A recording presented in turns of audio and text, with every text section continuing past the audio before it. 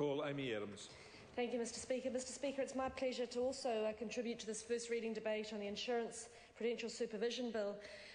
Sir, listening to the debate this afternoon, a number of themes have come through quite strongly, and one of those has been the fact that over the last 18 months or so, the world has changed, and one thing that has become clear to us all is the importance of trust and confidence in our banking and financial sectors. And certainly, sir, while New Zealand has not escaped the recession unscathed, it has done considerably better than many other countries in the world. And in large part, sir, that's been because our banking sector has actually been much stronger than many other countries have seen. And, sir, if anything was needed to bring home to us the importance of that, it has been both a relative success of the banking sector, but also, sir, the relative failure and the complete failure of trust we've seen through the non-bank lending sector and the finance company failures, which have hurt and terribly scarred so many New Zealanders.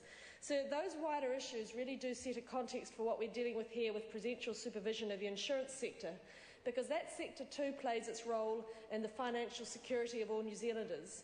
And through this bill, sir, what the House will look to do is to bring a lot of outdated and disjointed legislation together into a cohesive prudential set of regulations that will ensure that New Zealanders can have the same high level of trust and confidence in the insurance sector that we would want them to have in all aspects of the financial markets.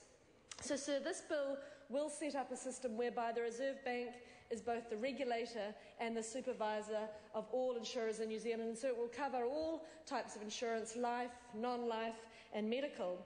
And one of the important aspects to it is to ensure that New Zealand doesn't become seen by international jurisdictions as a sort of a soft option with a loose regulatory framework around insurance.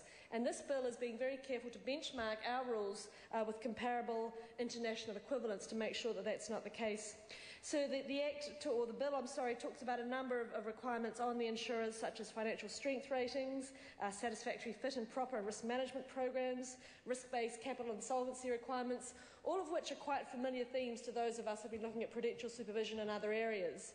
And interestingly, sir, I note that in the bill, the Reserve Bank, while it has a supervisory role, it's a reasonably light-handed approach, and the regulations really require a lot of the banks taking ownership for themselves, self-administration and self-discipline. And it certainly will be interesting, sir, when we go through the Select Committee process to explore that further, look at the risks around that and examine with the Reserve Bank the pitfalls and the benefits of that. But certainly it is a more light-handed regulatory system. We don't want to put onerous costs on the industry, sir, but we do want to ensure that New Zealand has an insurance sector that New Zealanders can have confidence in. I commend the bill to the House.